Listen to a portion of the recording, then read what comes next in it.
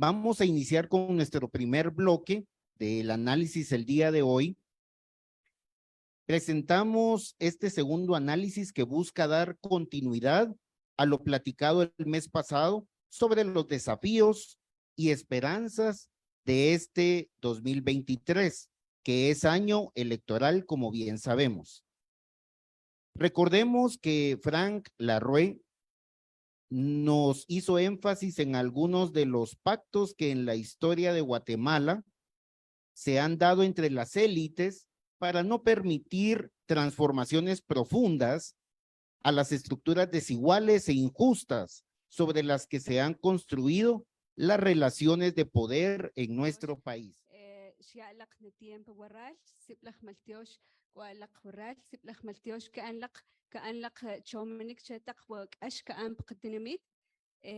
يكسب مالتيوش تيمبك كيا كونفريوا شوي ورال رجك قتخوخ ستقرك أشك أن بتق بقنما بتشقيك مشوقي ونقيل يشيخ ونطير ونقي كوتشي. Pues es bastante motivador y seguramente hay muchas más personas que han entregado su vida a este país para que alcance mejores condiciones de vida. Hombres y mujeres, jóvenes, niñas, niños que han tratado de sobresalir a pesar de todas las dificultades que se atraviesan. En este día a mí me invitaron para conversar sobre el título en sí es impactante, de la servidumbre a la ciudadanía, mujeres, pueblos indígenas en el contexto electoral. Sobre todo porque servidumbre tiene una carga racista en este país a mujeres, pueblos indígenas y particularmente a mujeres indígenas.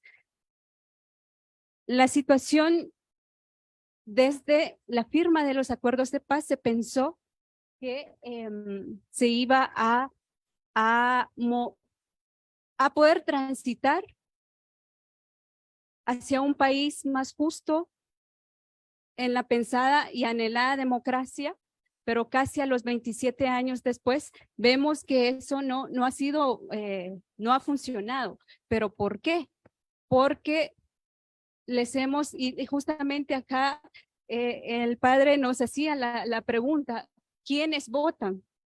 Hemos delegado la responsabilidad de dirigir este país a las mismas que han acabado con pueblos, que han implementado políticas genocidas, particularmente en los 6 años de conflicto armado interno, sobre todo hacia pueblos indígenas con esas políticas genocidas y que, bueno, ya en la oración veíamos varias fotos de personas que dieron y entregaron su vida para, digamos, recuperar esa memoria histórica que pues nos sigue atravesando. Y bueno, también veíamos fotos de mujeres, hombres criminalizados, mujeres y hombres encarcelados injustamente defender los derechos y por defender, digamos, justamente, ¿no?, la vida en este país. Hacía referencia al término de servidumbre porque a las mujeres, particularmente a las mujeres indígenas, nos ven en espacios de servidumbre y ante la primera postulación de una mujer indígena como candidata a presidenta en este país, particularmente Rigoberta Menchú en el 2007, se evidenció todo ese odio, ese racismo y ese miedo que existe, digamos, dentro de toda esa estructura en la élite misma económica y política y que se manifiesta ahora con las redes sociales, pues vemos, ¿no?, esos net centers que producen mensajes de odio. Posterior, como mujer indígena que se postula recientemente, Telma Cabrera, mediante el MLP, ¿no?, se postula y que pues no solo es ella, sino es toda una organización de personas de campesinos, de indígenas, hombres, mujeres, juventudes que han querido lograr esos cambios, ¿no? Y Telma Cabrera, pues es otra mujer indígena que se postula y es otra más que recibe todas esas violencias racistas. Y bueno, justamente vemos cómo el Tribunal Supremo Electoral, luego me voy a referir a esto, hago esta pequeña introducción para, digamos, entender cómo estamos en este país y para luego repensar por qué como personas, como ciudadanos, ciudadanas, tenemos esa también responsabilidad, ¿sí? De el rumbo que ha tenido este país. Bueno, y bueno, yo me refería a todo esto porque en sí el Estado, puse acá las fechas en la primera, acá, porque pues son momentos que modifican las dinámicas de vida en el territorio de Abya Yala, en Ishimulev, Guatemala, y posterior, bueno, con los siglos, pues ya pues seguramente ustedes lo han visto, todas las violencias racistas que pues los pueblos originarios han atravesado desde la invasión en 1492, posterior 1524 acá en Ishimulev, y bueno, ¿no? Pongo estas fechas porque de esa manera entendemos por qué este estado es tal cual es ahora, por qué es racista, por qué criminaliza a mujeres, hombres, pueblos indígenas, operadores de justicia, por hacer y buscar el bien, ¿no? ¿Por qué? Porque justamente ese estado viene de esa raíz, que no reconoce la participación de todas las poblaciones que existen en estas tierras. El conflicto armado interno, pues que sobre todo lo atravesaron, lo vivieron y lo sufrieron pueblos indígenas, mis abuelos, mis abuelas, todas las familias indígenas, sobre todo en el occidente, tuvieron estas pérdidas y justamente ahí se rearticula organizaciones de hombres, mujeres y jóvenes. O sea, hay todo un proceso de rearticulación también. Pareciera ser que se acabó, digamos, rompieron con la comunidad, pero las alcaldías indígenas actualmente tienen un gran poder. Sobre todo, pongo el ejemplo de Santa Cruz del Quiché, porque es la alcaldía que reivindica el derecho indígena, la justicia indígena, y si revisamos los datos de violencias, homicidios, son en estos territorios donde hay menos homicidios. En Ciudad de Guatemala, en el departamento de Guatemala, como veremos más adelante, hay muchos homicidios y son, digamos, y por eso entendemos esa complejidad también, porque el departamento de Guatemala en sí refleja, ¿no? Y trata de imponer esa idea racista de quienes pueden asumir el poder, ¿sí? Bueno, vemos, yo les decía, con la firma de los acuerdos de paz se pensó que íbamos a lograr una transición y una llegada a la democracia, como pues hemos soñado y querido, pero ¿qué pasa? Le delegamos el poder a Arzú, una de las familias que ha hecho lo que ha querido con este país. Y bueno, su hijo, que también ha estado en el Congreso y que ha hecho lo que han querido, ¿no? Entonces, ¿de quién es la responsabilidad? Es la pregunta, ¿no? Le delegamos, ¿no? Con la firma de los acuerdos de paz, la llegada de Álvaro Arzú en la presidencia.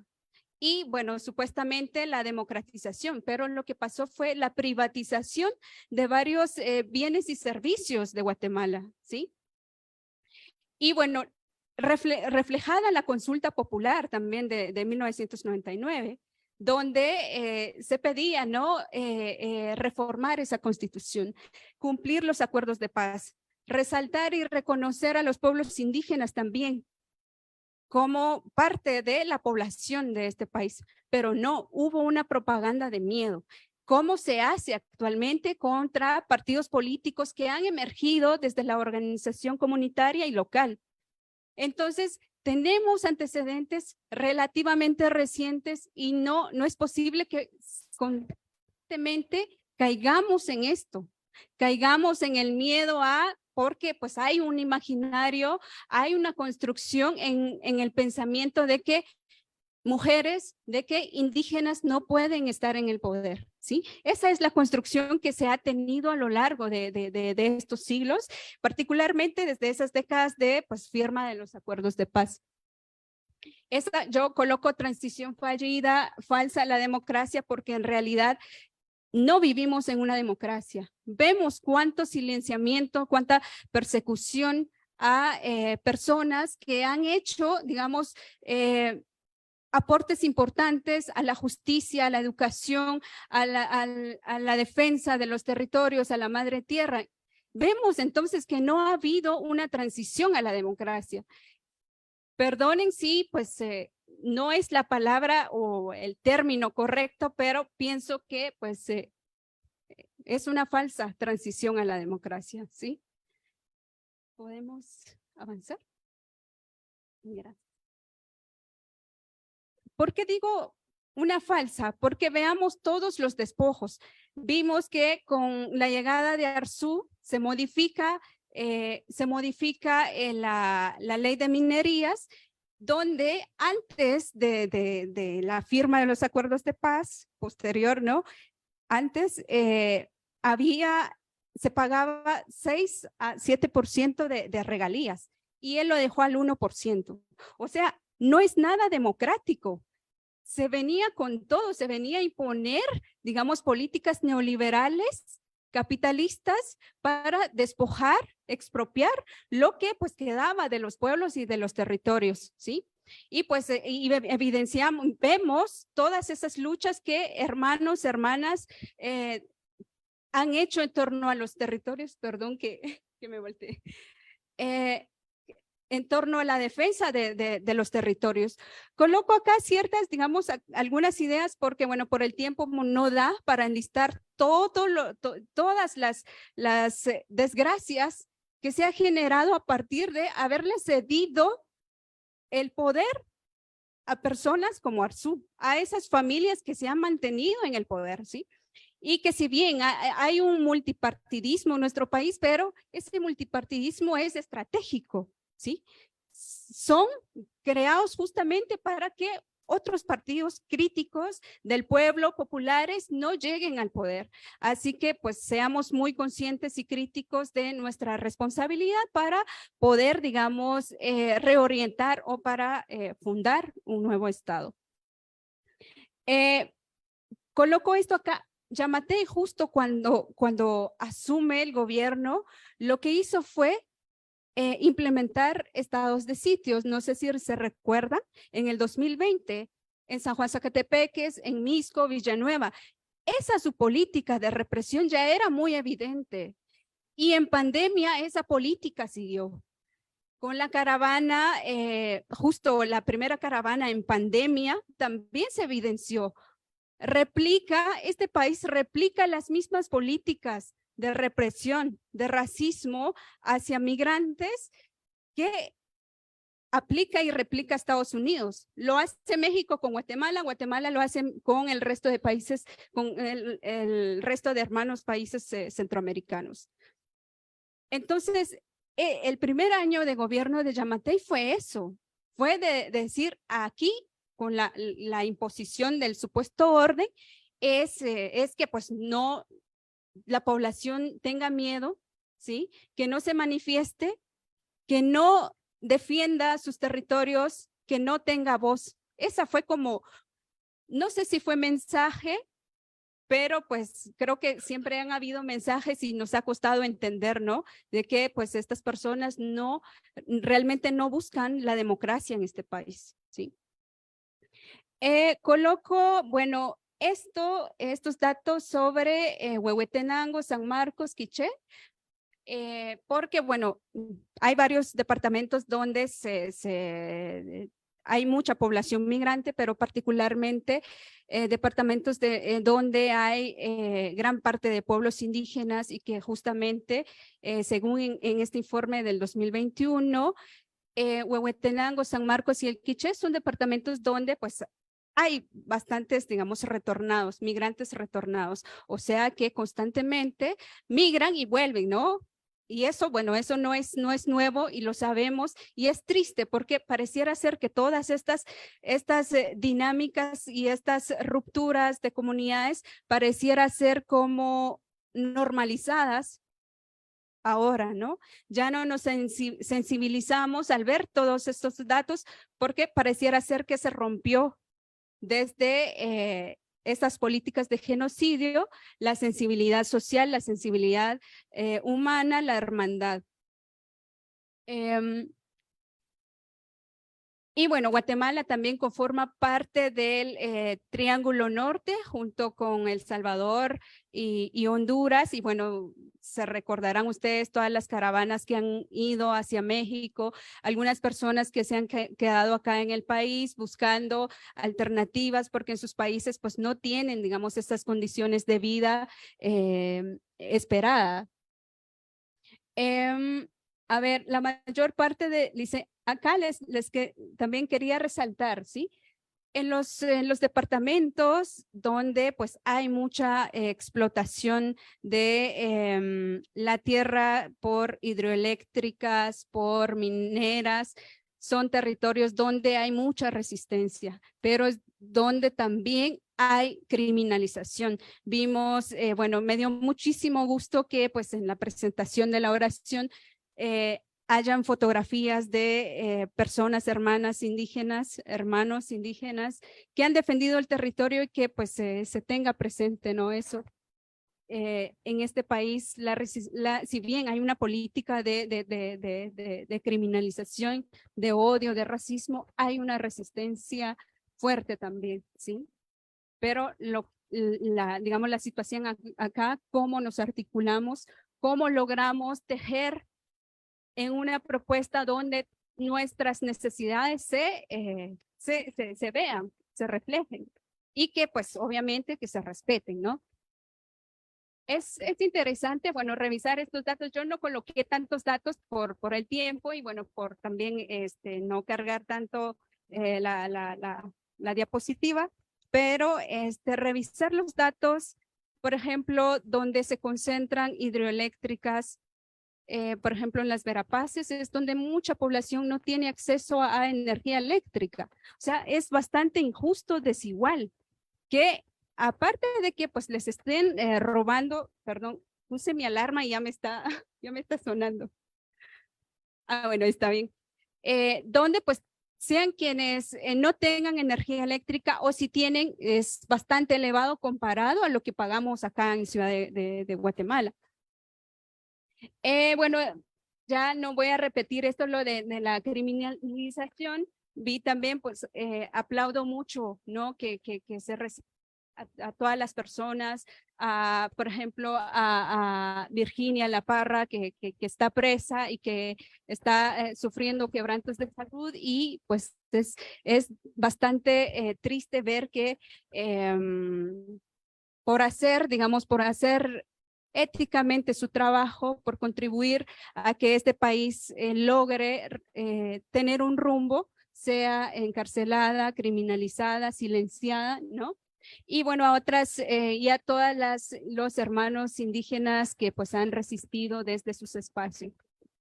Marichoc también que está también atravesando digamos, encarcelamiento.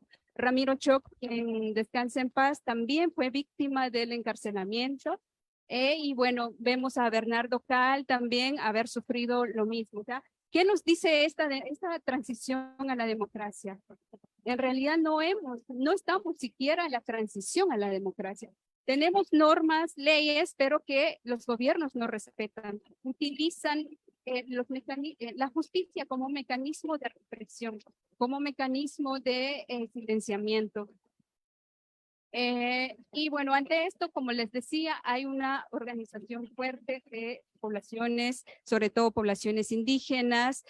Me pidieron hablar de poblaciones indígenas, por eso voy a resaltar más, pero en diversos espacios también, por ejemplo, en el área urbana también hay organización, pero que ojalá estas articulaciones, estos diálogos logren entretejer una propuesta en conjunto donde se reflejen las necesidades diversas, ¿no? ¿Podemos seguir, por favor? Y bueno, un poco para pasar esos datos, para entender, entonces, ¿por qué les digo que esto no es una democracia real, ¿sí?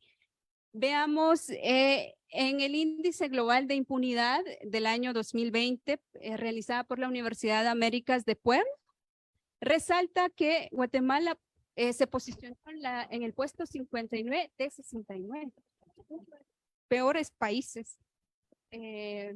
¿Por qué? La gente contestó, bueno, por delitos de corrupción. Vemos que pues es eso lo que hay en este país, corrupción. ¿Y quiénes cometen o quiénes generan, ¿no? esta corrupción?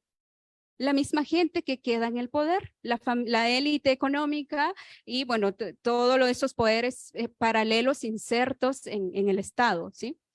Está también robo, violencia contra la mujer, que pues supera más del 90%, extorsión, o sea, si vemos todo eso, el puntaje fue más del 90%. Es decir, que Guatemala pues evidencia todas las violencias, ¿sí? Muy altas, ¿sí? Según este estudio, ¿no? Podemos pasar a la otra, porque ya me queda muy poco tiempo.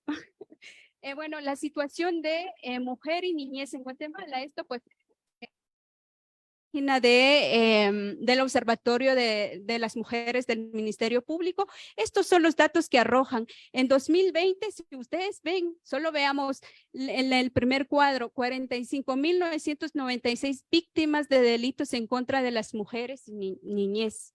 O sea, solo en 2022, ¿sí? Me gustaría leer cada dato, pero bueno, por el tiempo, pues no da, lamento muchísimo. En el 2023, solo digamos en este lapso de tiempo, diariamente se reciben 150 denuncias diarias, ¿sí? Diarias. O sea, ni siquiera es por mes, sino diario, ¿sí? Y es inaceptable esto, ¿sí? ¿Podemos seguir, por favor? Veamos lo que dice este informe de GAM, ¿sí? Lo último, pues, si ustedes lograron ver, y pues si no, pues está, digamos, en su página también. Entre el 2008, donde se aprueba la ley, ¿no? Contra el feminicidio, al 2022, más de 10.610 mujeres asesinadas, ¿sí? Entre enero y febrero de este año, 87 mujeres asesinadas, ¿sí? Entonces, ¿qué nos dice esto? Que en este país no se puede vivir como mujer indígena, como niña, ¿sí? Porque pues hay una hazaña contra la vida, ¿sí?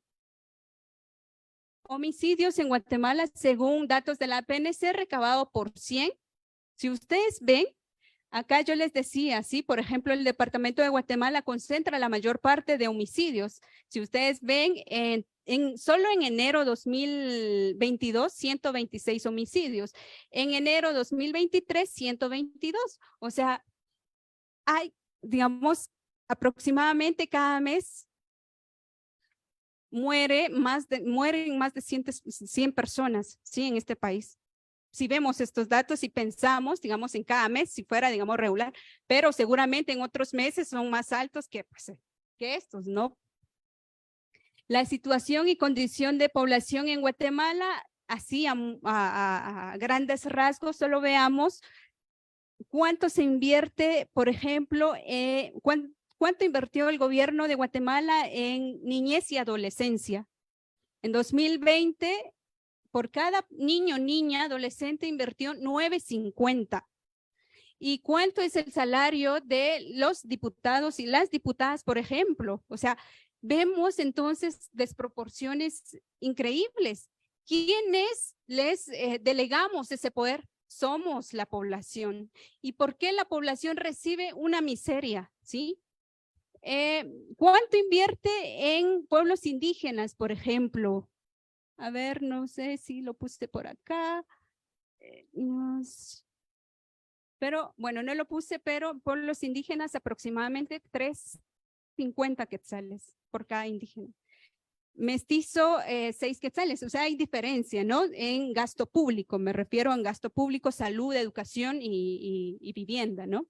Hay diferencia, es poco, también aproximadamente 6, 7 quetzales es muy poco, pero muchísimo más bajo para personas indígenas, ¿sí? ¿Por qué esa diferencia, sí? ¿Podemos avanzar? Me queda un poco... Bueno, ahora ya para aterrizar a, bueno, la cuestión electoral, mujeres indígenas, si somos más del 50% en este país, ¿cuántas representaciones tenemos en el Congreso? Pero representaciones críticas, porque si bien pueden llegar 6 mujeres, pero que hacen un rol y digamos bastante crítico, consciente, estaría genial, pero no, son pocas las mujeres que son críticas y que llegan, digamos que están en el Congreso. Somos más del 50%, pero en el padrón electoral también, en este caso del año 2019, pero hay muy baja representación de la mujer en el poder, ¿sí? Hay un desequilibrio bastante grande y bueno, evidencia, ¿no? Eso que les digo, este estado pues está constituido desde la mirada patriarcal, racista, colonial y todo lo malo que pues seguramente ustedes han escuchado, pues esto es el Estado. Esto es, digamos, en este 2023 sigue siendo el Estado, ¿sí? Mujeres en elecciones generales, no, bueno, yo el posterior, pues yo se los puedo dejar, no quiero leer, pero a grandes rasgos, hasta en 1956 llega una mujer en el poder, ¿sí? Como diputada, ¿sí? En el 45 supuestamente, ¿no? Se le concede el derecho a las mujeres al voto, pero no todas las mujeres, a las mujeres indígenas no, y bueno, a las mujeres indígenas posterior, pero pues quienes y mujeres alfabetas, ¿sí? Sabemos que el alfabetismo es muy bajo en poblaciones indígenas, ¿sí? O sea, es más, pesa más el analfabetismo, más en estas épocas, ¿no? Y bueno, la participación de mujeres en partidos políticos, en el 95, de 19 partidos políticos, hubo una mujer, ¿sí?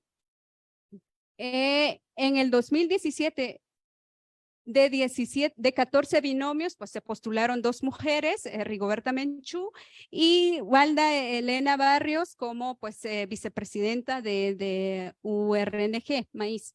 2017 se aumentó el número de diputadas. Y esto es lo más gracioso. Gracioso digo porque las mujeres nos utilizan para rellenar espacios. Y es así en esta política, porque acá en el 2017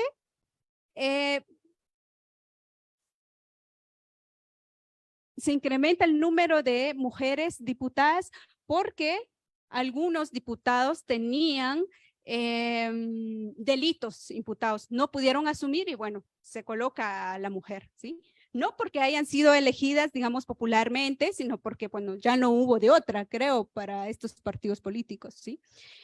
Y así han habido partidos políticos que colocan a las mujeres como portada, pero las quitan luego, ¿sí? O sea, es como utilizarlas para hacer propaganda. Utilizar la imagen de la mujer ha sido, digamos, como el rol experto de los partidos políticos en este país. A la mera hora no les dejan, digamos, que ellas queden en el poder, ¿sí? Bueno, en las últimas elecciones, 2019, sabemos que se postuló Telma Cabrera por el MLP y bueno, Sandra Torres por UNE, ¿sí? Y bueno, actualmente pues sabemos las condiciones que afronta el MLP y pues es bastante terrible también saber que el Tribunal Supremo Electoral le niegue la MLP la inscripción por las situaciones que se le acusa a Jordán Rodas, pero que se le hace inscripción a Valdición, ¿sí? Entonces, esto, digamos, evidencia de que efectivamente no, los partidos críticos que surgen desde la articulación de los pueblos no son aceptados en esta democracia. Gracias. Bueno, para seguir avanzando, ¿cuáles son? ¿Podemos avanzar, por favor? ¿Podemos avanzar? Acá, ¿cuáles son estas propuestas que han surgido, digamos, desde la articulación, desde la organización de pueblos, indígenas, jóvenes, mujeres, líderes comunitarios, líderes, diversos líderes? Hay 3 propuestas sobre el Estado, la necesidad del Estado plurinacional, ¿sí? Vemos, perdón, 4 propuestas. Acá yo les enlisté, está la propuesta de Codeca, está la propuesta de Waqif Kiej, está la propuesta de CPO y del Movimiento de Mujeres sobre pues, el Estado plurinacional. Esas son, digamos, son algunas propuestas que se han logrado. Ojalá, digamos, todas y todos logremos entrar a esta discusión y poder darle rumbo a este país y que pues logremos alcanzar una vida digna, ¿sí? Y que todas y todos logremos tener, digamos, la tranquilidad y la felicidad que necesitamos, como dirían en mi pueblo, Nuxilar, Panamá y bueno, yo lo dejaría por ahí, ya pues mi tiempo se acabó, lamento muchísimo haber corrido tanto, pero pues espero que críticamente pensemos nuestra obligación como ciudadanos, ciudadanas, que pues abuelos y abuelas lucharon para que logremos cambiar digamos, esta estructura racista y desigual en Guatemala. Nosotras y nosotros, el padre César Espinosa, a quien le damos la cordial bienvenida. Le recibimos también con calurosos aplausos, ¿verdad? Por estar aquí compartiendo con nosotros. Él es misionero claretiano, integrante de varias redes de iglesia y comunidades de fe en Guatemala y otras latitudes del mundo, a quien le recibimos pues con mucho cariño, con mucho aprecio y le escuchamos con atención. Pues nada, desde nuestra tradición espiritual, queremos, si podemos proyectar, por favor.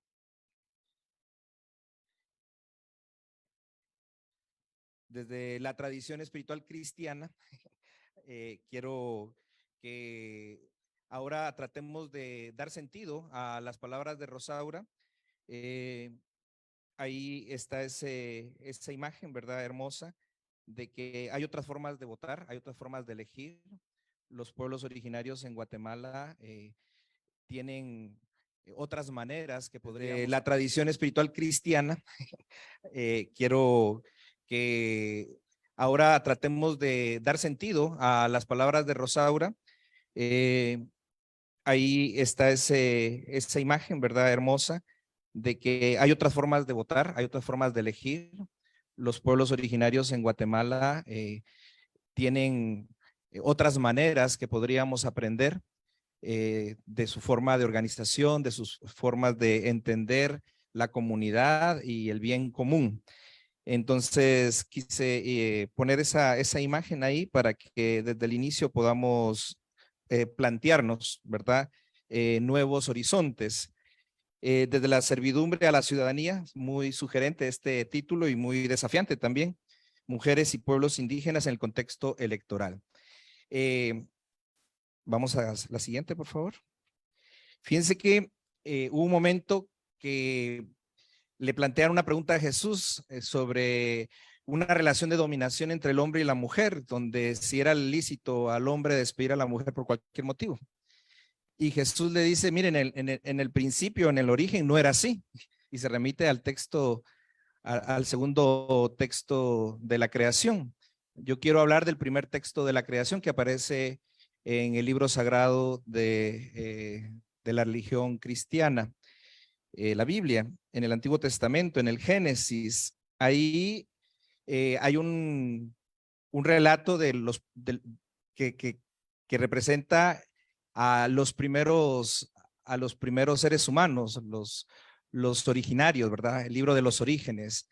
Y en este relato primero del Génesis 1, presenta al hombre y a la mujer no en relación de sometimiento del uno hacia el otro o del uno bajo el otro, sino en relación de igualdad. Pueblos originarios que son creados por la divinidad y que les dan un mandato y una bendición, una tarea a los dos, ¿verdad? Entonces, tendríamos que volver a los orígenes. Tenemos que volver a leer estos textos desde también las nuevas sensibilidades que la divina Ruaj va suscitando en la sociedad y en la iglesia. Sobre todo esa lectura fundamentalista de la Sagrada Escritura que ve en textos como estos libros históricos, ¿verdad? Y lo toman literalmente. Yo creo que hay que entenderlos como libros que recogen experiencias de fe y que pueden ser leídos en cualquier época, en cualquier etapa de nuestra vida, desde las revelaciones que también Dios va haciendo a su pueblo y a través de las culturas y de los pueblos. Entonces, la siguiente, por favor. Quisiera recordar este texto para decir, miren, desde el principio, desde los orígenes, los pueblos originarios creados por Dios, Dios crea al hombre y a la mujer como su imagen, a los dos, ¿verdad? Imagen de la divinidad creadora. Ambos co-creadores, ambos seres buenos porque vienen de la bondad, ambos seres de luz, ambos seres de amor, como la divinidad, a su imagen y semejanza. Yo creo que esto es muy importante que lo sembremos en el corazón de las personas y que llevemos esta buena noticia de nuestro origen bueno, de nuestra capacidad y de las capacidades a semejanza de este Dios que es creador. Y luego tenemos la tarea de reinterpretar textos como este y sobre todo cuando encontramos palabrotas como el tema dominación. ¿Qué significa dominación? ¿Cómo leemos ese término en la Biblia desde esta sensibilidad actual? Y bueno, podemos remontarnos a Dominus, que significa Señor, y dominar significa ejercer señorío, pero no de cualquier manera, no desde la destrucción del otro, sino el señorío como lo ejerce Dios, el Dios que generó, que creó la vida y que quiere en el mandato que le da al hombre y a la mujer, que es imagen y semejanza a él, para que ejerzan señorío también sobre la creación, es que sean continuadores de la vida, no destructores de la vida. Esta dominación se ha entendido mal y por eso vemos extractivismos, vemos monocultivos, y vemos sometimiento de mujeres, ¿verdad? Bajo el machismo o sometimiento de pueblos, ¿verdad? Y aniquilamiento también de pueblos, como pasó con los pueblos judíos o los pueblos originarios aquí en América cuando llegaron los colonizadores. Entonces, tenemos que reinterpretar textos como estos y entender el señorío a la manera de Dios. Un señorío que no humilla, un señorío que no discrimina, que no excluye, un señorío que precisamente le da participación a ambos, les da tareas de continuar con la vida, de ser guardianes de la vida, ¿verdad? Ejercer el señorío sobre lo creado con máxima responsabilidad porque deben garantizar y respetar la vida como lo haría la misma divinidad. Hablemos pues de que somos administradores, cuidadores y guardianes. Esto es muy importante para cuando nos planteamos el tema de la ciudadanía, ¿verdad? Tenemos que pensarnos este lugar que se llama Guatemala juntos, sin exclusiones. Tenemos que pensarnos como mujeres y hombres de fe este país desde la inclusión de los diferentes, de la diferencia querida por Dios desde el inicio. Recuerden que entre más diverso, más divino. No podemos acabar con las diversidades. Tenemos que saber leer en las diversidades la creatividad de Dios, ¿verdad? Y aprender a disfrutar de esa creatividad de Dios en lo diverso. Y cuando hablo de lo diverso es pueblos, lenguas y la diversidad en todo lo creado. Bien, damos el siguiente paso, por favor. Podemos hacer un salto al Éxodo y hemos siempre hablado de Moisés, el libertador. Yo quiero que hablemos de las mujeres libertadoras. En tiempo de que el pueblo de Israel estaba bajo el sometimiento de otro pueblo, el pueblo egipcio. Había real servidumbre, real esclavitud. Y en este tiempo hay leyes que van en contra de la vida del pueblo. Y hay mujeres, ¿verdad?, que se organizan ante estas leyes dictatoriales, estas leyes de muerte, y que creativamente cuidan y defienden la vida. Entonces está este texto del Éxodo, donde el rey de Egipto ordenó a unas parteras hebreas, Séfora y otra llamada Fuá, ¿verdad?, que cuando asistieran a un parto, llegaran el momento a dar a luz, si era niño, mataran al niño, y si era niña, la dejaran con vida. Era una forma de tener control poblacional, porque los egipcios tenían miedo al crecimiento numérico de este otro pueblo al que estaban sometiendo. Y tenían miedo a que crecieran porque en cualquier momento iban a tomar conciencia de la situación y revertir o querer revertir esa situación. Y esto el faraón lo venía a venir. Y entonces da este tipo de órdenes a estas mujeres. Vean cómo dice el texto. Las parteras respetaban a Dios. Había una experiencia de conexión espiritual con la divinidad y dice que en vez de hacer lo que les mandaba el rey de Egipto, dejaban con vida a los recién nacidos. Estas mujeres respetan a Dios y por tanto desobedecen al rey. El rey de Egipto, al darse cuenta de que no se estaba acatando la orden, llama a las parteras. Llama a estas mujeres y las cuestiona de su actuar. ¿Por qué obran así y dejan con vida a las criaturas? Estas mujeres ante el faraón, con creatividad, dan una respuesta y dice, es que las mujeres hebreas no son como las egipcias. Son robustas y dan a luz antes de que lleguen las parteras. Dios premió a las parteras, el pueblo crecía y se hacía muy fuerte y ellas, como respetaban a Dios, también les dio familia. Entonces el faraón ordenó a todos sus hombres, cuando les nazca un niño, deben arrojarlo al Nilo y si es niña, déjenla con vida. Fíjense que si ustedes ven la historia de nuestros pueblos, el tema de los genocidios iba en esta línea, control poblacional. Control poblacional, muerte también de culturas para fácilmente incluso despojarle de sus territorios y de los bienes que estos pueblos administraban o cuidaban. Este texto tendremos que releerlo a la luz de lo que estamos viviendo ahora, a la luz de la historia del pueblo de Guatemala, pero también a la luz de un sistema político que aunque legalmente uno diga, no, pues no estamos dentro de una dictadura. Hace poquito estaba en una reunión donde se me decía que no podíamos hablar todavía de dictadura, pero estamos actuando o de hecho estamos viviendo como que estuviéramos bajo una dictadura, ¿verdad? Entonces, y están pasando situaciones como esta, donde se están generando leyes de muerte, leyes de control poblacional, leyes de exclusión de pueblos originarios en participación electoral, leyes que están imposibilitando que lleguen mujeres a participar también en contienda electoral. Dentro de estas reglas de juego electoral que ha creado un grupo y que hay un Estado de Derecho que sí les funciona a un grupo muy pequeño en este país, pero no a la mayoría de la población. Entonces, estas mujeres libertadoras nos recuerdan que antes de que existan Moisés libertadores, existieron estas mujeres.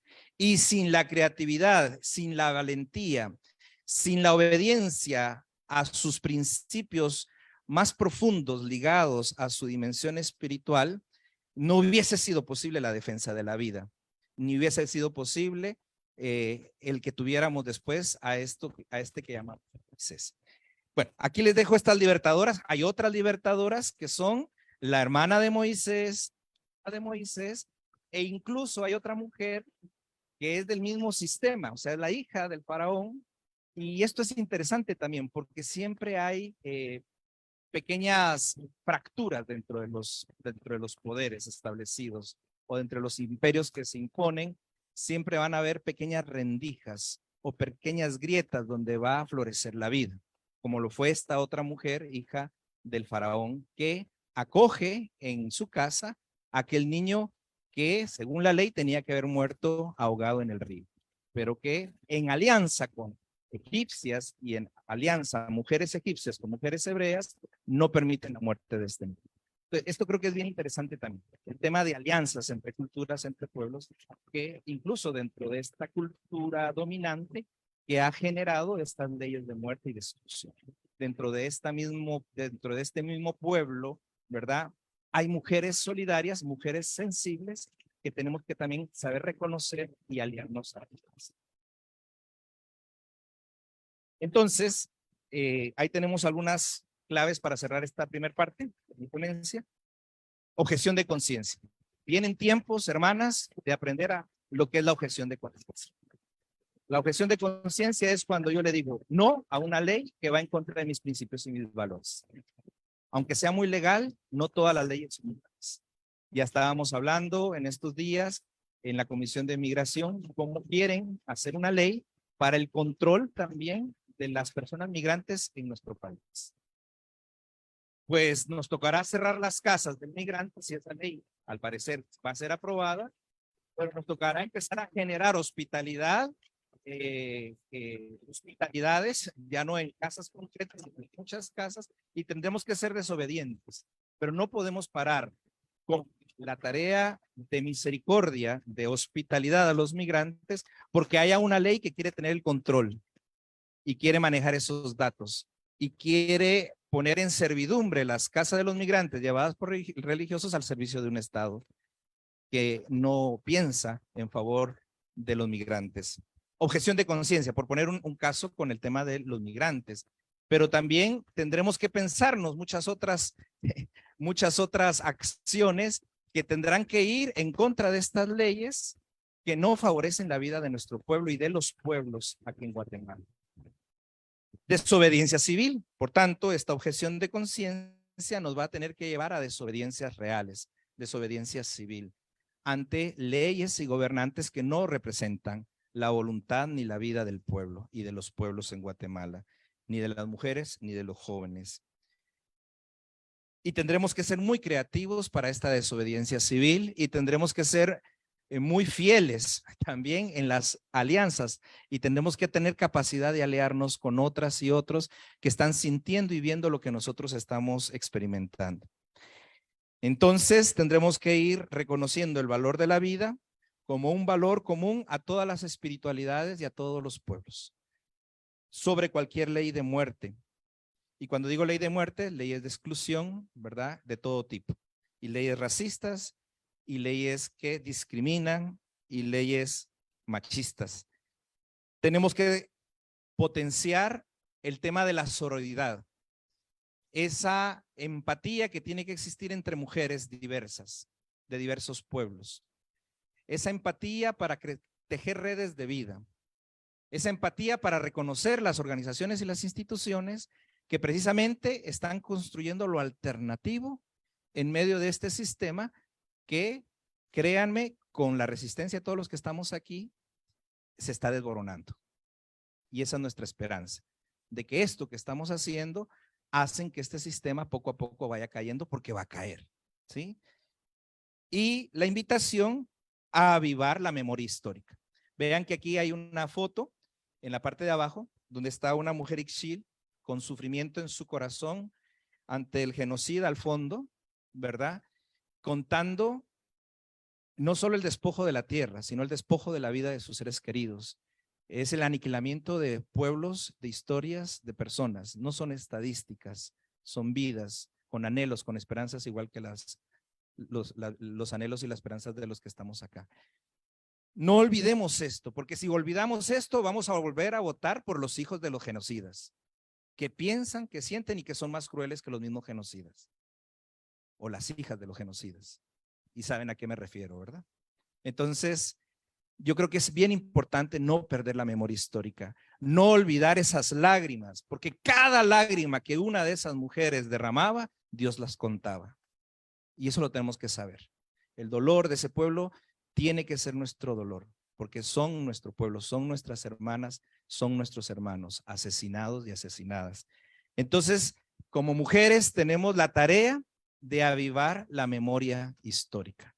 Es muy importante mantener viva la memoria histórica. Tenemos que ser mujeres, tenemos que ser ciudadanos que no olviden qué ha pasado en Guatemala. Siguiente, ahí está. Gracias. Luego tenemos otro, damos un salto ahora por el tiempo, como dice, pues me encantaría hablar de todas las mujeres del Antiguo Testamento.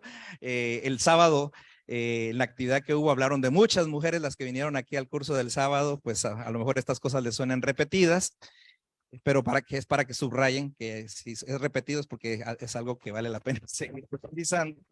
El proyecto de Dios revelado a una mujer. Aquí hay una foto, ¿verdad? Que me encontré en la internet. No sé si tiene derecho de autor. Esta mujer, vean, este texto de Lucas es antipatriarcal, porque deja del ruedo, fuera del ruedo, a los hombres. El proyecto de un rey que viene a actuar en beneficio del pueblo, su pueblo, lo hace sin mediación de varón, lo hace directamente con la mujer. Y lo hace con una mujer que uno dice no tiene autoridad, no tiene poder reconocidamente o abiertamente, ¿verdad? Un poder social. Es una mujer campesina, es una mujer de un pueblo, del pueblo de Palestina, un pueblo originario de por allá. Es una mujer sencilla de montaña y que ella recibe una revelación. Dios quiere hacerla partícipe de un nuevo proyecto político para su pueblo. Y es hermoso este texto que a veces leemos y que lo hemos leído muy espiritualistamente, desencarnándolo. Yo quiero que hoy lo vamos a encarnar este texto. Y después de ese no temas, de ese ánimo, ¿verdad? No temas, ese no temas que es para nosotros en Guatemala, aunque venga la dictadura más fuerte que en los tiempos pasados, no tengamos miedo. Porque el miedo ya, eso si nos llegan a implementar miedo, pues ya llevamos parte de la partida perdida. Entonces tenemos que enfrentarnos y afrontar la realidad que nos viene con valor, con valentía. No temas, contamos con el favor de Dios, porque Dios está al lado de nosotros, del pueblo. Está al lado de las mujeres, de los pueblos indígenas, de los pueblos diversos. Y luego le dice, ¿verdad? Que ella va a llamar a su hijo Jesús. Vean, esa tarea en la perversión de la tradición espiritual del pueblo de Israel, que había olvidado los orígenes, donde hombre y mujer cuidaban, nombraban de toda la creación. Esta tarea que se le está pidiendo a la mujer era una tarea que era propia de los hombres, dar nombre a los hijos. Esta mujer dice, llamarás a tu hijo Jesús, el Dios, ¿verdad? El Dios que salva. Tu hijo, al que te estoy proponiendo, ¿verdad?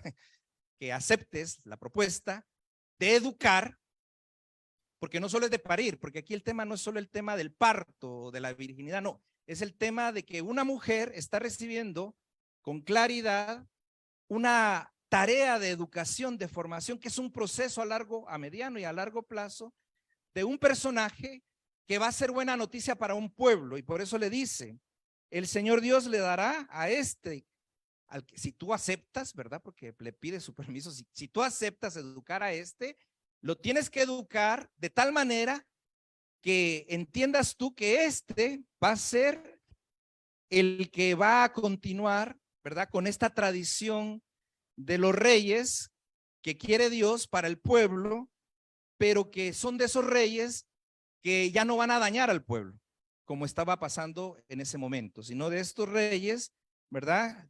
Que reinará sobre la casa de Jacob por siempre y su reino no tiene fin. Y este rey dice, está ligado a mí, tiene título de divinidad, es el Hijo del Altísimo. María no está en servidumbre, aunque después ella se pone en disponibilidad incondicional, hágase en mí, ¿verdad? Pero le cuestiona y le dice, bueno, ¿y cómo va a ser esto? Yo no entiendo. Entra en diálogo con esa mujer. Yo creo que aquí hay unas claves hermosas en esta revelación de este proyecto a esta mujer sencilla. La siguiente, por favor. Luego vemos a María, después de que acepta, que se le aclaran las dudas en esa relación de diálogo con la divinidad, en esta experiencia espiritual profunda, toma una decisión, ¿verdad? La de ir ahora a ayudar también al nacimiento de otro ser, a una mujer anciana, a otra mujer que es familiar de ella.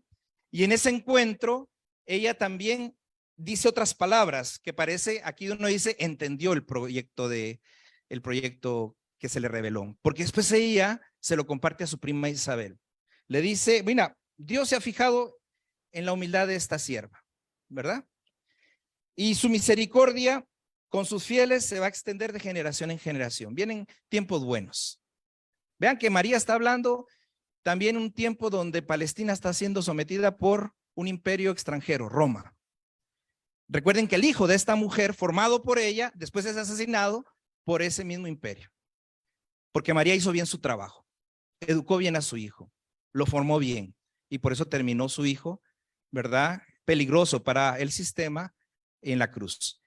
María, vean lo que dice, y ya le transmite a su prima Isabel el proyecto. Le dice que este Dios tiene poder y que despliega la fuerza de su brazo, dispersa a los soberbios de sus planes, derriba del trono a los poderosos y eleva a los humildes, colma de bienes a los hambrientos, los despide y despide vacíos a los ricos. Este Dios que se le ha revelado, que la ha respetado, que se ha convertido en interlocutor de esta mujer, no valorada por la sociedad de su tiempo, pero sí valorada por Dios, dice, esta mujer también aviva la memoria de su prima Isabel y dice, socorre a Israel su siervo, recordando lealtad prometida a nuestros antepasados en favor de Abraham y su descendencia para siempre.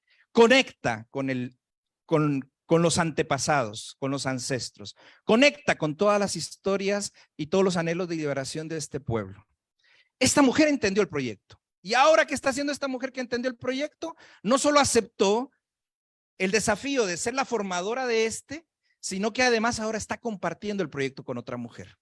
Otra mujer que uno decía, bueno, ya es mayor, otra mujer campesina de cualquier pueblo perdido. No, ella se toma el tiempo y transmite esta idea de este nuevo pueblo, de esta nueva situación, de este querer de Dios y de lo que Dios no quiere, y de lo que ella está viviendo y de lo que estaban viviendo muchos de sus paisanos y aldeanos. Para terminar en estos 3 minutos, ahí está esta imagen, esa mujer indígena en el centro, ¿verdad?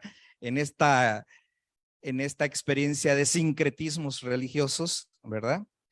Vemos a la mujer indígena en el centro, a donde confluyen también la tradición antigua y las dos tradiciones antiguas, ¿verdad? La de Occidente y la de los pueblos originarios de este pueblo, en esta mujer. Y esta imagen es una imagen poderosa, ¿verdad? Es una imagen hermosa y poderosa. Es decir, mujeres indígenas como luces, la Candelaria es la mujer, la Santa María de Cabón, está ese retablo allá, ¿verdad? Mujeres luminosas, mujeres que iluminan el camino y que nos enseñan el horizonte. En María, muchas mujeres indígenas hoy. Y en muchas mujeres indígenas, María de Nazaret, la madre de Jesús, que nos enseñó un camino diferente. Entonces, reto para todos, especialmente para mujeres, que como nos dice bien Rosaura, el mayor número de empadronadas son, el mayor número de empadronadas en Guatemala son mujeres. Y ¿saben qué? Adivinen qué número de población es mayoritaria en Guatemala. No, población indígena. Estamos en todo el territorio, más mujeres y más indígenas. Díganme si esto puede cambiar o no puede cambiar. ¿Qué creen ustedes? Esto puede cambiar. Y esto va a cambiar. Entonces, informarnos, tarea número 1, mujeres como María, mujer informada, como las parteras informadas. formarnos, ¿verdad? Ser mujeres, hombres de nuestro tiempo, enraizados en la historia de nuestro pueblo, nuestros pueblos, para compartir hoy sus anhelos y esperanzas. Segunda tarea, como María, comunicar, aprovechar cualquier espacio para replicar y difundir el sueño de Dios. ¿De qué lado está Dios? Dios no es un Dios imparcial. Dios es un Dios parcial al lado de los pueblos, de las mujeres, de los últimos. Como nuestro propio sueño, asumir el sueño de Dios como el sueño propio, que se hace compromiso, no solo de diente a labio, sino que se hace compromiso de vida y liberación. Y procesos. María acepta este proceso de educar a esto que era semilla, un niño, ¿verdad? Hasta que se convierte en un hombre con las ideas claras de esta nueva sociedad y este nuevo proyecto que se llama Reino de Dios. La educación como un acto político. La educación de esa madre en la casa con sus hijos como un acto político. La educación de las maestras en las escuelas como acto político. La educación de todas las que tenemos tareas de catequesis en las iglesias como acto político. A corto, a mediano y largo plazo. Y la pregunta es, ¿qué estamos haciendo con las niñas, los niños, las adolescentes y los jóvenes? ¿Qué estamos haciendo ahí? No podemos hablar de ciertos temas hasta cierta edad cuando ya no hay sensibilidad. Esta sensibilidad hay que empezarla a creer desde la semilla, para que realmente la semilla después dé el fruto que necesitamos. Y finalmente vean esta imagen.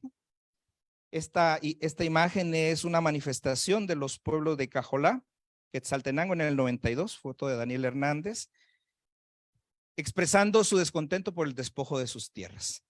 Vean ahí, mujeres, niñas enfrentando todo este aparato represor de nuestro país. Estamos llamados como personas de fe a construir nuevos sujetos colectivos. El sistema actual nos quiere todos prendidos al celular, ¿verdad? Todos ahí conectados al celular, pero no conectados a la gente.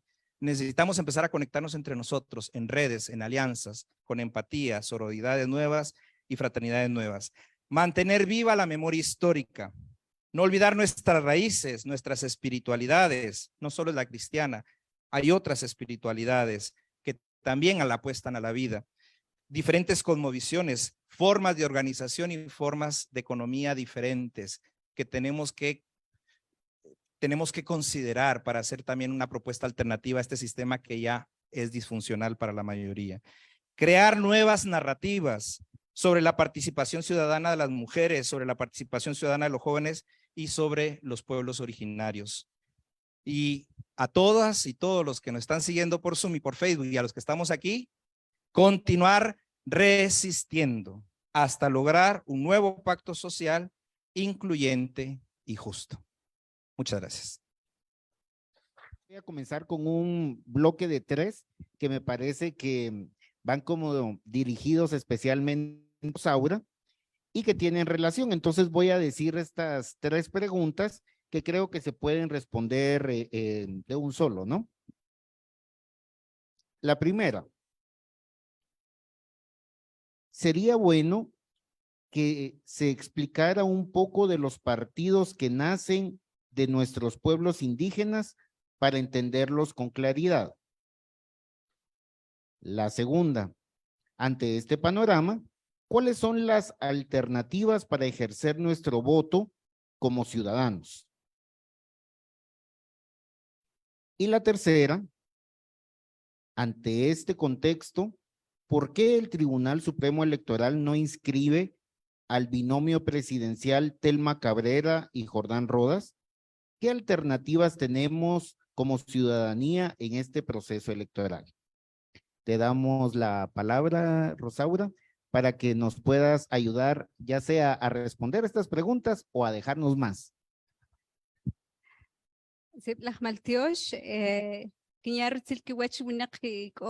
Facebook y Zoom también. Gracias. Les mando un cordial saludo a las personas que nos están siguiendo en Facebook y en Zoom. Y bueno, obviamente a todas las personas que están acá presentes. Creo que, bueno, son 3 preguntas bastante importantes, pero que requieren de mucho tiempo. Así que voy a tratar de ser breve, pero los partidos políticos que nacen desde los pueblos indígenas. Creo que han habido varios esfuerzos, hay varios comités cívicos también, desde los pueblos que han querido cambiar desde lo local, pero los partidos políticos, bueno, los más, digamos, visibles actualmente, y bueno, que el Estado guatemalteco les teme, por ejemplo, el MLP, que es una propuesta que nace justamente desde el seno de las poblaciones históricamente marginadas y liderada por una mujer. Sí, y es el cuestionamiento que se le hace, por ejemplo, a Telma Cabrera, su formación académica. Digamos, es una situación bastante triste que en este país, cuando el mismo Estado le ha negado la educación a los pueblos. Como alternativa, considero que el MLP le está haciendo, digamos, está generando esperanzas para todas las poblaciones históricamente marginadas y que es posible dirigir este país cambiando las estructuras, ¿sí? Apostándole, como diría el MLP, a un Estado plurinacional, ¿sí? Y obviamente con las discusiones y aportes de todas las personas y poblaciones, mujeres de la diversidad sexual, religiosos, y me parece, digamos, este espacio es importante también, porque en nuestras casas también hacemos estas reflexiones. Tiene que llegar, digamos, a todos los espacios posibles. Creo que sí contribuimos para que partidos políticos que hayan surgido desde el pueblo y que sigan, digamos, fortaleciéndose, también es responsabilidad nuestra como personas críticas, como personas comprometidas con estos mundos posibles, les digo, porque bueno, la verdad, valoro mucho que todas las poblaciones tengamos una vida digna desde nuestras cosmovisiones de vida, desde nuestras identidades. Como alternativas, como ciudadanos y ciudadanas, reconsideremos como ese derecho, ¿no?, al voto.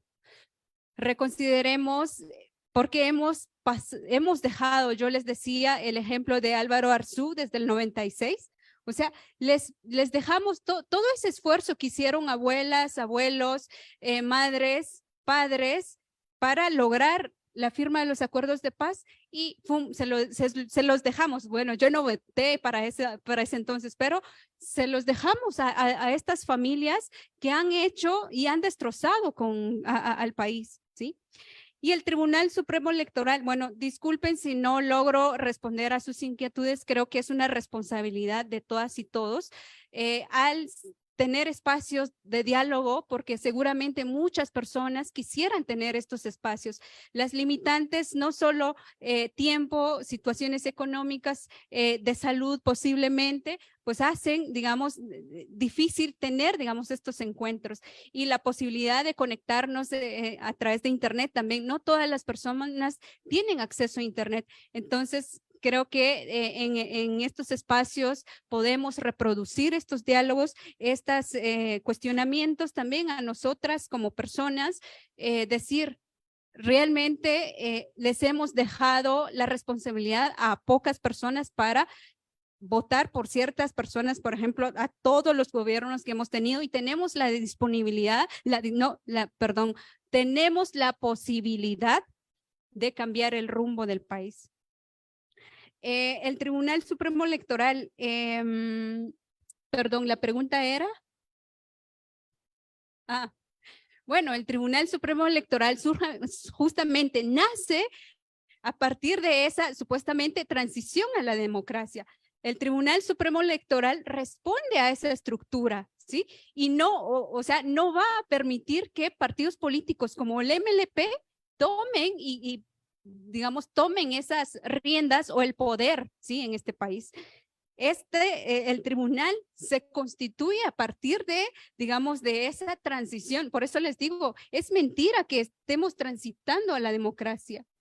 Todos los esfuerzos que han hecho las personas, nuestros abuelos, abuelas, mujeres indígenas que han logrado que mujeres como yo estemos en espacios académicos, políticos, logremos generar alternativas. Pero bueno, obviamente el tribunal surge de esta estructura, sí, supuestamente democrática, pero vemos que no tiene nada de democracia este país y el Tribunal Supremo Electoral lo evidencia. Justo también está el caso de Solórzano Fopa, si ustedes pues conocen de la propuesta también del partido WINAC para, digamos, modificar el poder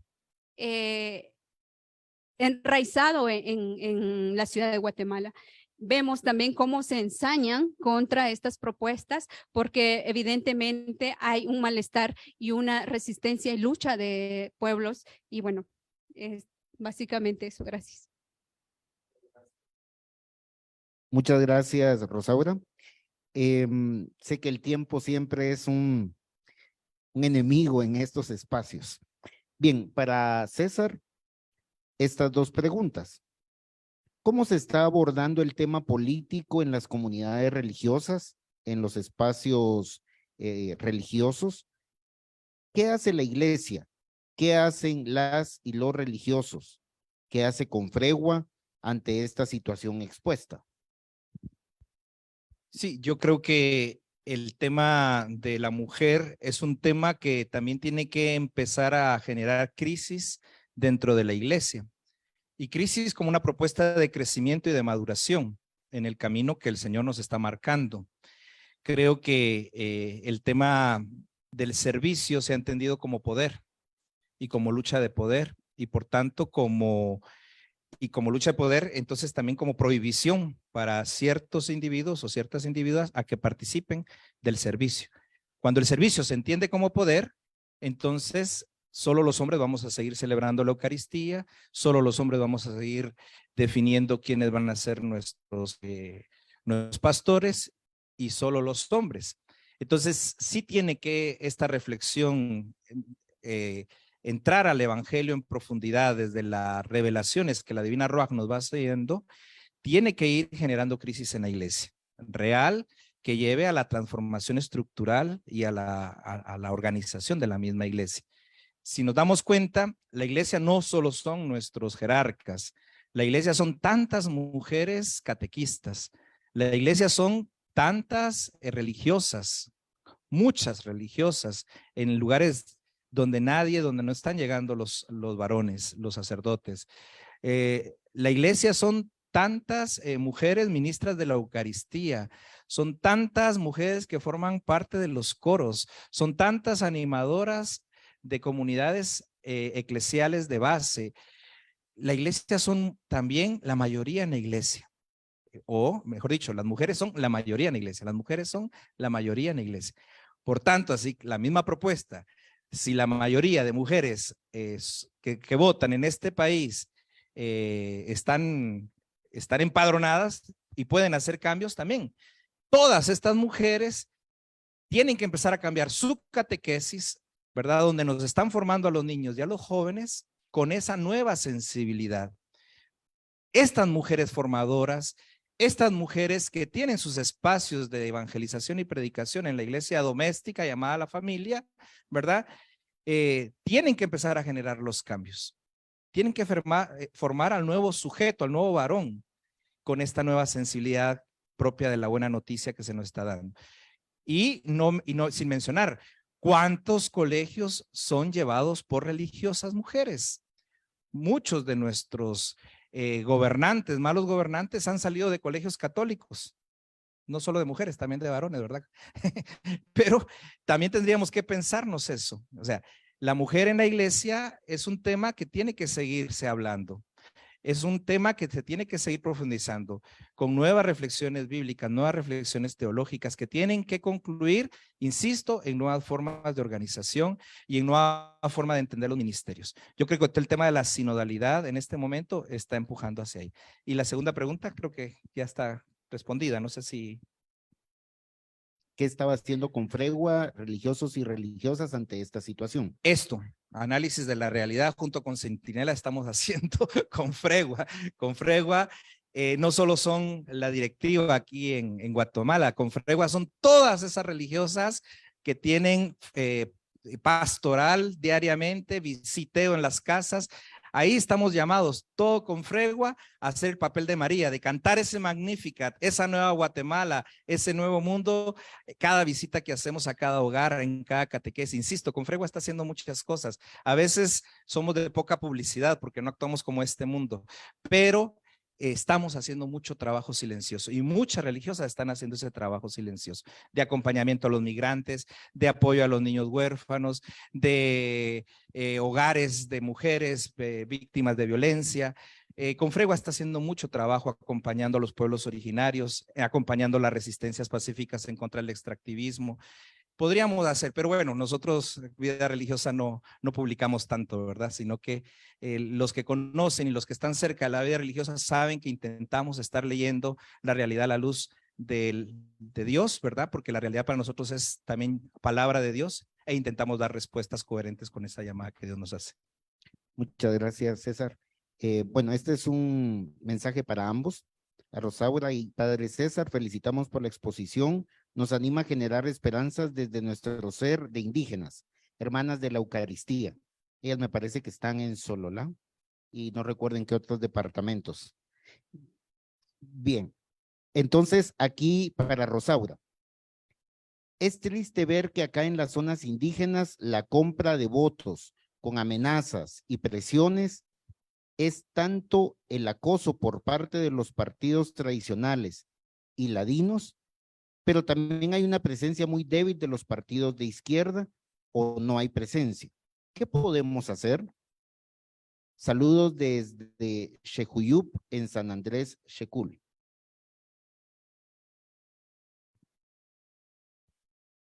Gracias a las y los hermanos que están en otros territorios. ¿Qué podemos hacer al respecto ante la ruptura que hacen los partidos políticos? El año pasado justamente estuve con las autoridades de la Alcaldía Indígena de Santa Cruz del Quiché y una de las preocupaciones que manifestaban las autoridades es que los partidos políticos llegan a romper la articulación en las comunidades. Y eso es así. Los partidos políticos llegan a las comunidades no solo a engañar a las poblaciones, sino a utilizar a las propias poblaciones para su beneficio. Entonces, creo que por eso es importante que conozcamos y que conozcamos, como decía acá el padre, que tengamos memoria histórica, ¿sí? Ya sabemos cuáles son los partidos políticos que han hecho daño a nuestras comunidades, a nuestros pueblos, las personas, ¿sí? Hay que tener memoria histórica.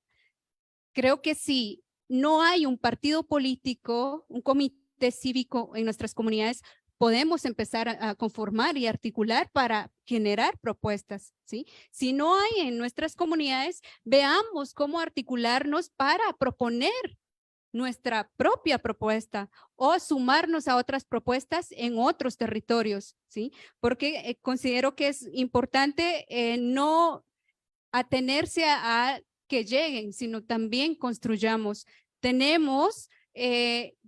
Creo que en nuestras comunidades tenemos varias posibilidades de hacer esta articulación, de conocer nuestras historias en las comunidades, de los aportes de nuestros abuelos y abuelas, a partir de la espiritualidad maya también. Creo que tenemos varias herramientas para repensar esto.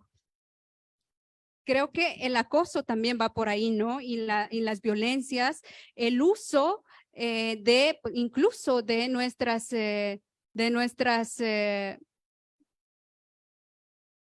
comunidades, ¿sí? El utilizar a mujeres, jóvenes, indígenas en las propagandas también. Eso es, digamos, racismo, porque en realidad no va para que las poblaciones tengan una mejor calidad de vida, no. Es solo, digamos, apropiarse para tener votos. Creo que pues hay varios partidos políticos a lo largo de la historia histórica transición democrática en Guatemala lo han hecho.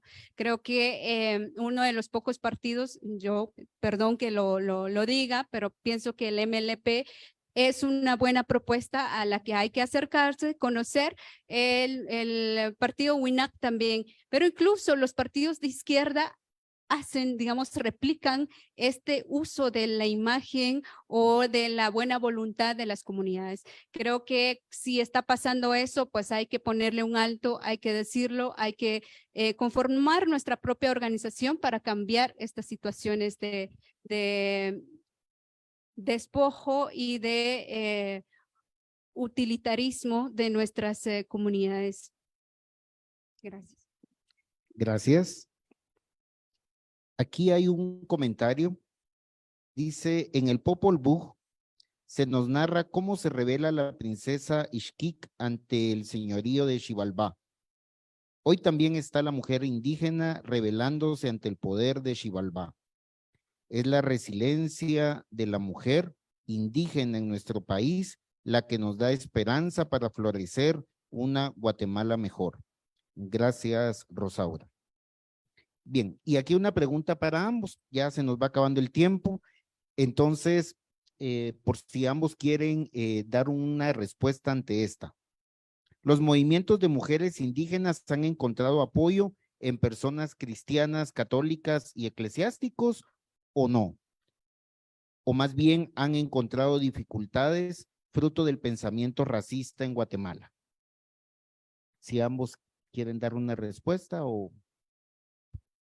Yo creo que hay diferentes actitudes de las comunidades cristianas a los pueblos originarios, a las organizaciones de la sociedad civil. Hay diferentes actitudes, posturas, y esas actitudes y posturas dependen de su espiritualidad, fruto de su encuentro con Dios a través de una lectura adecuada o errada de la Sagrada Escritura, o de una formación adecuada o errada, ¿verdad? Formación teológica. Entonces, podemos encontrar incluso dentro de la iglesia cristiana gente, no solo católica, sino cristiana, otras iglesias cristianas, apoyando a genocidas, e incluso genocidas que utilizan a las iglesias para alabar su imagen y manipular políticamente la religión y el discurso religioso. Entonces, yo creo que hay de todo, pero también está esta otra iglesia, la iglesia de Cirilo, la iglesia de la calle, la iglesia del pueblo, la iglesia sin templo, como él decía, movida también por otra lectura de la Sagrada Escritura, otra experiencia espiritual con la divinidad, otra experiencia de fe que les ayuda a reconocer en el diferente, en el musulmán, en el budista, en el pueblo maya y sus espiritualidades, no contrarios, no opositores, no gente a la que hay que colonizar o hacer proselitismo, sino que encuentran en ellos hermanos y hermanas, amigos y amigas de la vida con los cuales se pueden sentar, pueden discutir caminos y propuestas comunes del bien para todos y todas. Hay de todo, yo creo que no todo es negro, no todo es blanco, hay sus grises, ¿verdad? Y la pregunta es, ¿de qué lado queremos estar nosotros, los que están ahí detrás de la cámara y los que estamos aquí? O sea, ¿qué iglesia queremos ser? ¿De la iglesia dogmática, colonial, que impone su saber y que se cree la única conocedora de la verdad y ve a los demás como ignorantes, idólatras o tontos, ¿verdad? Que no saben nada? ¿O reconoce con respeto la diversidad y se acerca con humanidad en ese encuentro del diferente, y si hay espacios puede compartir lo que cree, lo que siente, cómo entiende la Biblia a Dios, pero no como algo que va a imponer, sino como un compartir, ¿verdad? De qué es lo que le mueve por dentro. Entonces, ¿de qué lado, de qué iglesia queremos ser parte? Aquí hay muchos jóvenes formándose. Muchos tenemos que purificar la formación que recibimos de la abuelita o de la mamá, ¿verdad? Estos procesos tienen que ser procesos de liberación y de desestructurar esa religiosidad o esas maneras de entender a Dios que en vez de humanizarnos nos deshumanizan. Muchas gracias. Rosaura, ¿tienes alguna palabra ante esto? Bueno, es una reflexión bastante interesante y fuerte a la vez, porque, bueno, a lo largo de la historia de los pueblos indígenas en toda Latinoamérica, pues nuestros ancestros y ancestras sufrieron procesos de colonización. Recientemente, no, digamos ya más contemporáneamente, por ejemplo, el acompañamiento que dieron algunos religiosos y religiosas a poblaciones indígenas durante, por ejemplo, el conflicto armado interno. Vemos a otras, digamos, a otras personas solidarias, humanas, pero pues comparto lo que dice acá el padre. Creo que pues es diverso también, ¿no? Vemos también iglesias que han roto con el sentido comunitario de las poblaciones indígenas, el olvido de él o la aplicación o el reconocimiento de nuestra espiritualidad maya también, ¿no? Que digamos, que ha limitado, pero también digo, pues no, tampoco quiero negar, digamos, este acompañamiento solidario y humanitario y de hermandad que han tenido personas religiosas, líderes religiosos con pueblos indígenas, y como acá bien resaltaba el padre, con la resistencia de los pueblos. Creo que pues es importante también decolonizar, ¿sí? Esas formas de creer en un Dios o de tener, digamos, expresar su espiritualidad. Creo que, bueno, yo vengo de una familia maya que pues resalta mucho la espiritualidad maya, la cosmovisión maya, pero al crecer, digamos, en un ambiente urbano, pues ha hecho que pues muchas veces olvidemos esa parte de nuestros abuelos y abuelas. Bueno, muchas gracias por esa reflexión o pregunta, pues que pues nos debería de mover siempre eso a quienes creemos en que es posible cambiar y que tenemos fe, y que repensemos también cómo estamos actuando, cuál es nuestra actitud ante las desigualdades, ante las diversas demandas de las poblaciones. Bueno, eso. Listo. Y bueno, una última pregunta porque me parece importante también. Creo que es una pregunta que puede resonar en muchísimas personas.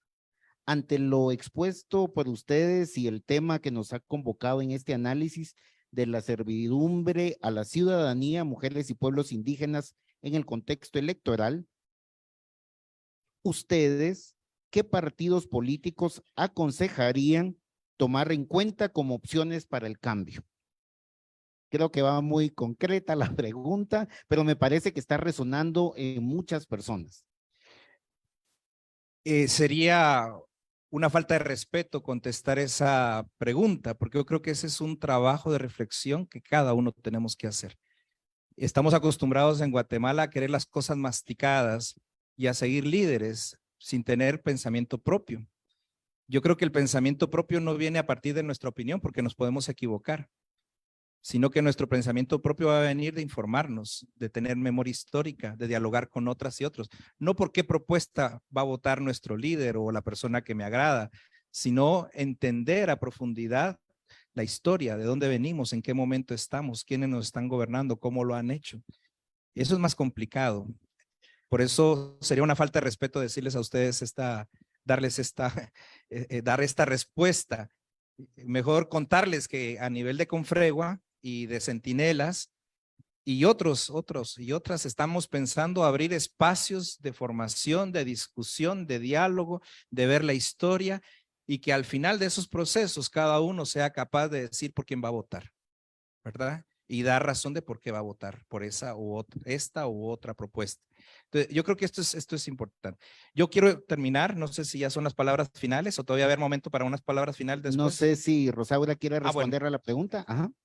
Gracias. Sí. Pienso que La idea acá, ¿no? De presentar elementos sobre cómo mujeres, pueblos indígenas hemos sido invisibilizadas, negadas y estamos en los espacios porque han habido procesos de organización, de resistencia y lucha. El espacio que yo, pues, donde yo estoy como mujer maya, en la Universidad de San Carlos de Guatemala. No fue porque pues yo haya ingresado a la universidad, no, fue por la lucha de mujeres y hombres indígenas en mi pueblo. Entonces, pensar qué partido político, pienso, ¿no? Yo como Rosaura Rawesh, Maya Quiché, ¿sí? Un partido que ha nacido también desde la organización y desde la lucha de los pueblos indígenas. Yo lo he repetido a lo largo de mi intervención, pero considero oportuno, como tal cual lo resalta acá el padre, que con todos los elementos que hemos tenido acá, reflexionemos si las personas que se están postulando realmente van a contribuir o son de las mismas personas que quieren que Guatemala no tenga alternativas. Yo personalmente, pues, no sé si pudiera yo contestar, pero pienso que un partido, por ejemplo, el del MLP, que surge a partir de la articulación de campesinos, pueblos indígenas, desde Codeca en este sentido, pues hace, digamos, una justicia para quienes han aportado a tantos años en este país, pero para también las personas que ya no están, pero que han querido que pues ahora estas generaciones aportemos también. Es una responsabilidad, informémonos, conozcamos las propuestas, la historia de las personas que están detrás, ¿sí? Así que pues yo agradezco mucho el espacio, las reflexiones y bueno, yo encantada de compartir acá. Gracias. Muchas gracias, Rosaura.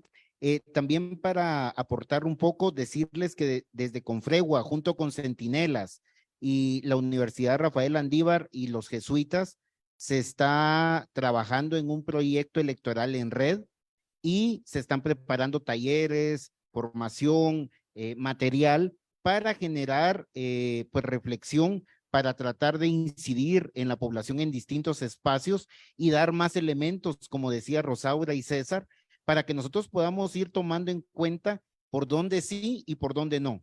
¿Sí? Si desde nuestro voto podemos hacer algo para transformar esto, ¿cómo tendría que ser? ¿Qué criterios tomar?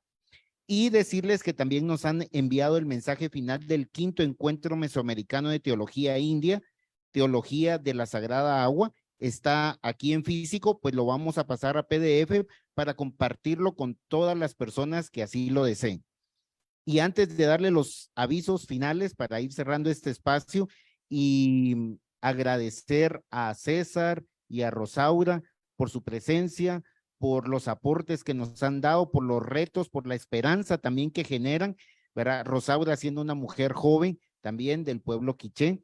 Entonces yo creo que eso nos va dando nuevas esperanzas, nos dice que hay camino por hacer, que hay camino que se ha venido haciendo y que son luchas y resistencias de mucho tiempo, pero que se puede hacer mucho todavía. Y César nos lo planteaba también desde los espacios religiosos, desde las iglesias, cómo se viene haciendo camino y al final la pregunta, ¿qué vamos a hacer? ¿En qué lado nos vamos a posicionar? Así que antes de dar los avisos, no sé si César quería decir algo y Rosaura si querías decir algo más. Yo creo que tenemos una gran responsabilidad, los seguidores de Jesús, de desempolvar la enseñanza social de la iglesia. La enseñanza social de la iglesia también es doctrina y se ha olvidado. Antes íbamos a la doctrina, ¿verdad? Y nos enseñaban la doctrina, pero la doctrina social, la enseñanza social, la hemos dejado en el rincón, ¿verdad? De las bibliotecas y la gente no sabe ser seguidor de Jesús aplicándolo al día a día como ciudadano, como ciudadana. Si queremos ser buenos ciudadanos, tenemos que ser buenos cristianos y desde la espiritualidad católica, la enseñanza social de la iglesia. El capítulo 4 de Evangelii Gaudium habla de la dimensión social de la evangelización. Léanselo. Fratelli Tutti, el último documento del Papa, léanselo. Laudato Si, léanselo. son grandes desconocidos y ahí tenemos grandes horizontes que pueden seguir inspirando nuestro compromiso en favor de la vida. Y quiero invitarles, miren, el tema electoral, ¿hay cuántos partidos inscritos, Rosaura, si nos dices? Aproximadamente 15. 15 y pueden llegar hasta 30, vean, pueden ser 50 partidos políticos, pero solo hay 2 propuestas reales políticas. Hay un grupo grande que está representando a una propuesta política y otro grupo un poco más pequeño que está representando a otra propuesta política. Sepan distinguir una de otra y sepan distinguir qué grupo de partidos están a favor de el genocidio, la muerte, la privatización, el encarecimiento de la vida, más migración. Reconózcanlos y reconozcan los otros. Y cuando reconozcan estos otros van a poder discernir también por qué voto, por qué grupo votar. Entonces, recuerden que el tema electoral es a corto plazo, pero nuestras apuestas de proceso son a mediano y a largo plazo. Entonces, que también tengamos cuidado de no embotar nuestra mente y que no veamos a largo plazo. Tenemos que aprender a ver a largo plazo y empezar a construir pensando a largo plazo. Gracias. Gracias. Gracias por estar acá presente. Yo me llevo muchas cosas también acá. Como reflexión última, ya que a partir de la década de los 40 a mujeres se les reconoce el voto, pueblos indígenas posterior y recientemente, ¿no? Algunas mujeres logran ingresar a la universidad y pienso que como respuesta a esas luchas de nuestras abuelas y abuelos, pensemos en que hay que, digamos, participar también. Creo que el voto por ahora es súper importante porque es cederle, porque al tener ese derecho a voto, ¿sí? Tanto que no lo tuvieron nuestros abuelos y abuelas, ahora que tenemos la posibilidad, creo que es importante repensar. Ha habido abstencionismo en Guatemala, pero creo que es importante. Creo que tanta desilusión, decepción ante los mismos partidos políticos, la gente no va a votar o la gente pues vota en blanco o simplemente pues decide no empadronarse. Pero creo que es importante pensar que si queremos un cambio en este país, utilicemos los mismos mecanismos que hay en el Estado. Las leyes, ¿sí? Sepamos también, como dirían en nuestros pueblos, si aprendimos el español, porque fue, digamos, una manera de entender y entender esta lógica racista en este país, pues sepamos utilizar estas herramientas también para violentar, digamos, esta histórica desigualdad que nos acecha constantemente. Bueno, para finalizar, pues pienso que es posible hacer este cambio con estos espacios importantes y bueno, que sigan estos diálogos y estas conversaciones. Muchas gracias. Muchas gracias, Rosaura.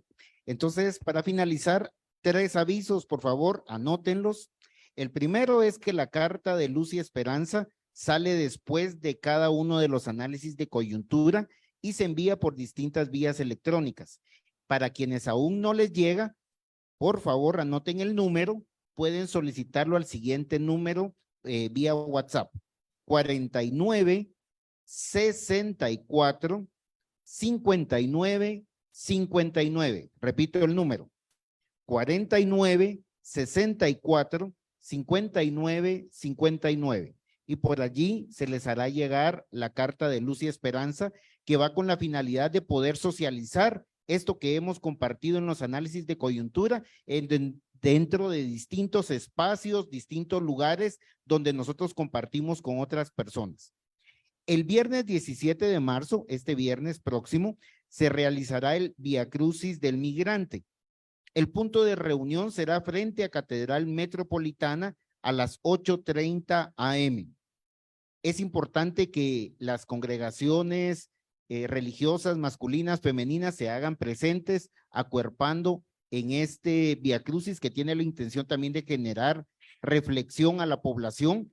Y además se les invita a toda la gente de las parroquias, también de las distintas pastorales, a que se sumen, y se les pide que puedan llevar implementos de limpieza personal para los migrantes, las y los migrantes, no solo de los que van de un país a otro, sino también para quienes migran del interior hacia las ciudades buscando otras oportunidades. Entonces se piden toallas sanitarias, papel higiénico, jabón de baño, pasta dental, cepillo para dientes, pañales para niñas y niños y otros.